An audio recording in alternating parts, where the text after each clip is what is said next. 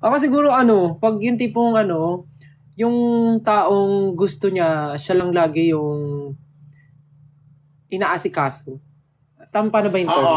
Parang dapat pag gusto niya, dapat sasama kayong lahat. Pero pag ayaw niya na, dapat ayaw niyo na rin lahat. Parang ganun. Yung mage flag pala boring.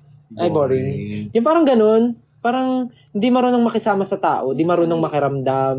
Oo. Parang ganun. Ang hirap kasi makisama sa ganun eh. Yung tipong, for example, friend mo, papakilala mo sa parents mo. Tapos, malalaman ng parents mo, ganun pala siya. Tapos, ikaw yung mahirapan mag-adjust na parang, pipilitin mo pa rin kasi friend mo, pero doon mo matutuklasan na, ay, ganito pala yung ganito pala yung tao. So, parang, ang off.